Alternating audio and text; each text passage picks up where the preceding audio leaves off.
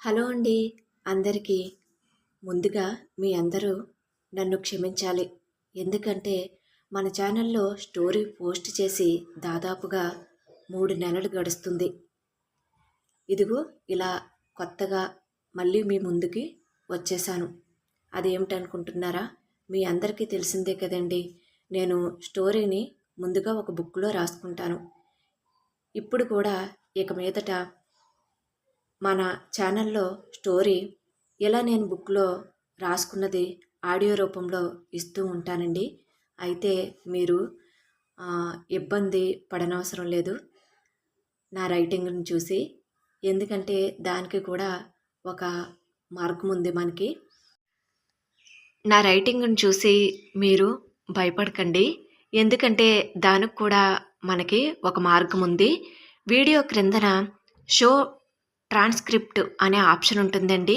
ఆ ఆప్షన్ని మీరు ప్రెస్ చేసినట్లయితే నేను పైన చదివేటువంటి స్టోరీ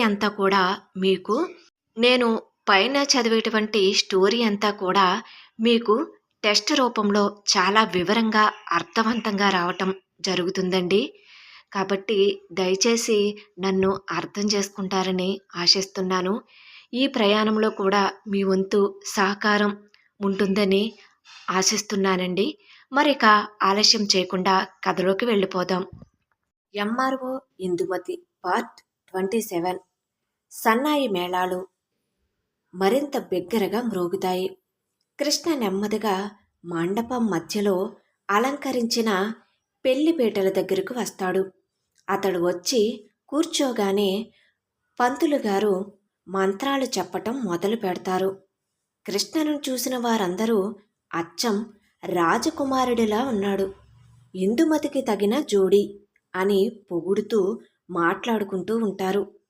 అయితే కొందరు బంధువులు, అతని ఫ్రెండ్స్ మాత్రం కృష్ణ ముఖంలో గమనించిన ఒక విషయం పెళ్లి కళ్ళ లేకపోవటం.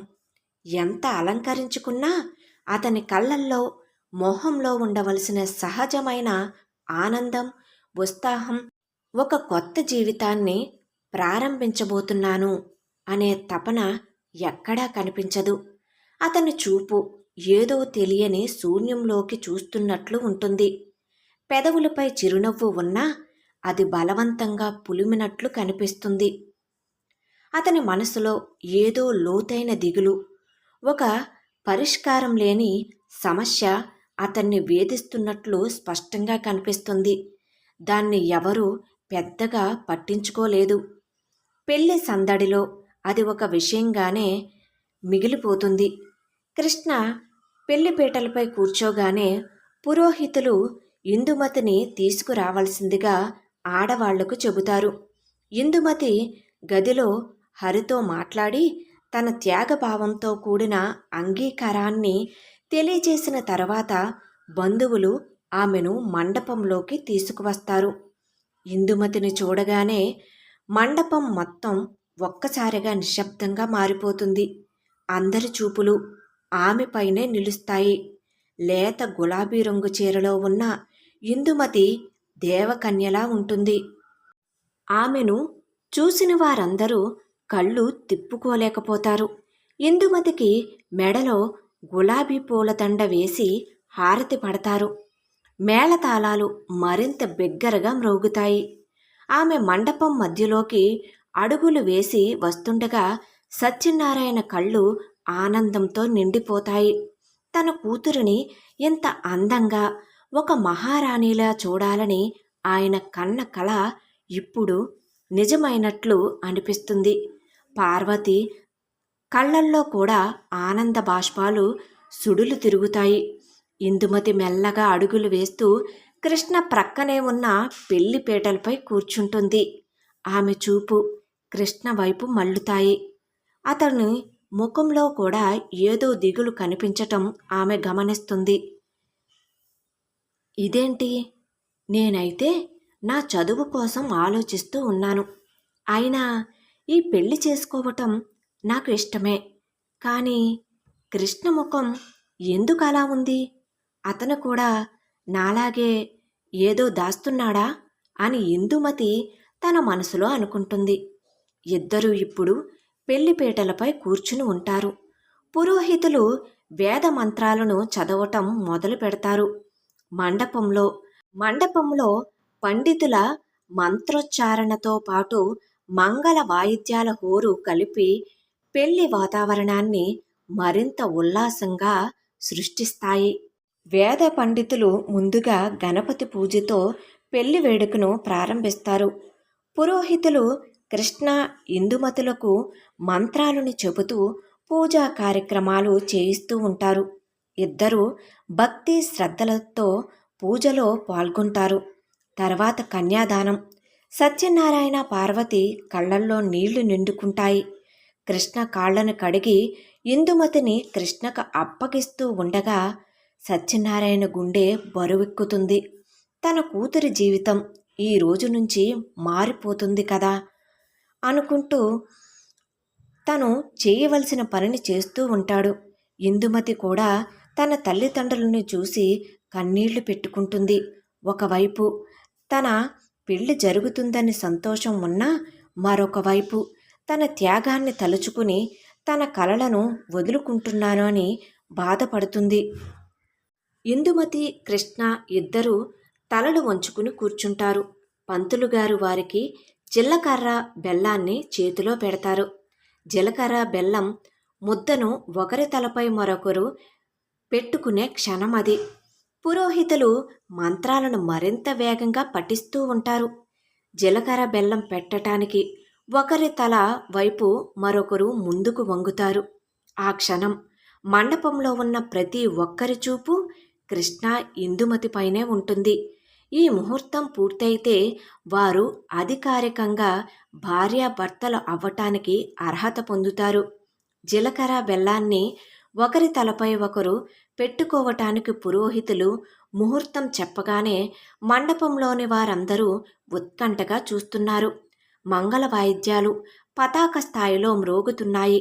కృష్ణ ఇందుమతి ఇద్దరూ తలల వంచి చేతిలో ఉన్న జీలకర్ర బెల్లం ముద్దతో ఒకరి తలపై మరొకరు పెట్టుకోవటానికి సిద్ధమవుతున్నారు.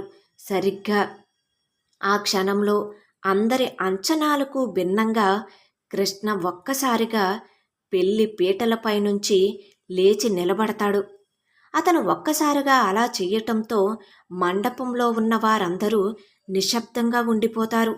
మంగళ వాయిద్యాలు ఒక్కసారిగా ఆగిపోతాయి. పురోహితులు, బంధువులు, అతిథులు అందరూ ఆశ్చర్యంగా కృష్ణ వైపు చూస్తున్నారు. ఇందుమతి కూడా ఆశ్చర్యపోతూ కృష్ణ వైపు చూస్తుంది. అతని మొహంలో ఇంతకు ముందు కనిపించిన దిగులుకు బదులు ఇప్పుడు ఒక విధమైన భయం, ఆందోళన మరియు ఏదో చెప్పలేక తప్పిస్తున్నట్లు కనిపిస్తుంది. కృష్ణ చేసిన పనికి సత్యనారాయణ పార్వతీ దంపతులు కంగారుగా కృష్ణ వైపు చూస్తారు. ఏమైంది కృష్ణ? ఎందుకలా పీటలపై నుండి లేచావు? అంటున్న సత్యనారాయణ స్వరం ఆందోళనగా ఉంటుంది. కృష్ణ తల పైకెత్తుతాడు. అతను తన తండ్రి రాఘవయ్య వైపు చూస్తాడు. రాఘవయ్య కళ్ళతోనే ఏంటిరా ఈ పని అన్నట్టుగా సైగ చేస్తాడు. కృష్ణ గుండె మరింత వేగంగా కొట్టుకుంటుంది. అతను తన బలహీనమైన గొంతుతో కానీ అందరికీ వినిపించేలా, నాన్న, నేను నేను ఈ పరిస్థితుల్లో ఈ పెళ్ళి చేసుకోలేను అని గట్టిగా స్పష్టంగా అంటాడు. కృష్ణ మాటలతో మండపంలో పిడుగు పడినట్లు అందరికీ వినిపిస్తాయి. ఈ మాట వినగానే మండపంలో ఒక్కసారిగా గందరగోళం మొదలవుతుంది. మండపంలో ఉన్న వాళ్ళందరూ ఒకరి చెవుల్లో మరొకరు గుసగుసలాడుకోవటం మొదలు పెడతారు. కృష్ణ మాటలకు సత్యనారాయణ పార్వతి దంపతులు షాక్కుకు గురవుతారు. ఇందుమతి గుండె ఒక్కసారిగా ఆగిపోయినట్లు అవుతుంది. ఆమె ముఖం పాలిపోతుంది. వెంటనే రాఘవయ్య, ఏంట్రా పిచ్చి పిచ్చిగా మాట్లాడుతున్నావు? పెళ్లి పీటలపై ఉండి ఇలాంటి మాటలా అంటూ అతడు కోపంగా కృష్ణ భుజాలను పట్టుకుని కోపంగా అడుగుతాడు. కానీ అతని కళ్ళల్లో ఒక విధమైన భయం కనిపిస్తుంది. తన కొడుకు ఇలా చేస్తున్నాడు ఏమిటో అతనికి ఏమాత్రం అర్థం కావటం లేదు. తండ్రి మాటలు వినిన కృష్ణ, లేదు నాన్న, నేను ఈ పరిస్థితుల్లో పెళ్ళి చేసుకోలేను అని ఖచ్చితంగా చెప్పేస్తాడు. రాఘవయ్య తన కొడుకుని విషయం ఏమిటో తెలుసుకోవాలనే ఉద్దేశంతో ఒక మూలకి లాక్కుని వెళ్తాడు. ఏమైందిరా? ఎందుకు ఇలా చేస్తున్నావు? ఏం జరిగిందని? మా పరువు తీయాలని చూస్తున్నావా అని రాఘవయ్య కోపంగా అడుగుతాడు. కృష్ణ వణుకుతున్న గొంతుతో తన తండ్రికి ఏదో చెబుతాడు. కొడుకు మాటలు వినిన రాఘవయ్య మొహం ఒక్కసారిగా పాలిపోతుంది. కోపంతో ఆశ్చర్యంతో అతని కళ్ళల్లో నిప్పులు చెలరేగుతాయి. ఆ తర్వాత తిరిగి కృష్ణ చెయ్యి పట్టుకుని మండపంలోకి తీసుకువస్తాడు రాఘవయ్య. ఇందుమతి ఏమాత్రం చలనం లేకుండా అలానే పీటలపై కూర్చుని చూస్తూ ఉంటుంది. ఏం జరుగుతుందో తెలియని అయోమయ పరిస్థితికి. ఆ సమయంలో హరి పెళ్లికి సంబంధించిన కర్పూర దండలను తీసుకురావటానికి బయటకు వెళ్తాడు. తర్వాత రాఘవయ్య సత్యనారాయణ వైపు కోపంగా తిరిగి, సత్యనారాయణ అని పిలుస్తాడు. సత్యనారాయణ, పార్వతి భయపడుతూ వారి దగ్గరికి వెళ్తారు. రాఘవయ్య కళ్ళల్లో కోపం చూసి వారికి ఏం జరుగుతుందో అర్థం కాలేదు. చూడు సత్యనారాయణ, ఈ పెళ్లి గురించి నా కొడుకు నీతో ఏదో ముఖ్యమైన విషయం మాట్లాడాలి అని రాఘవయ్య గంభీరంగా నిర్మోహమాటంగా అంటాడు. అతని మాటల్లో ఒక విధమైన ఒత్తిడి స్పష్టంగా వినిపిస్తుంది. అప్పటి వరకు కృష్ణ ఎందుకు దిగులుగా ఉన్నాడో, పెళ్లిపీటల మీద నుండి ఎందుకు లేచి నిలబడ్డాడో ఎవరికీ అర్థం కాలేదు.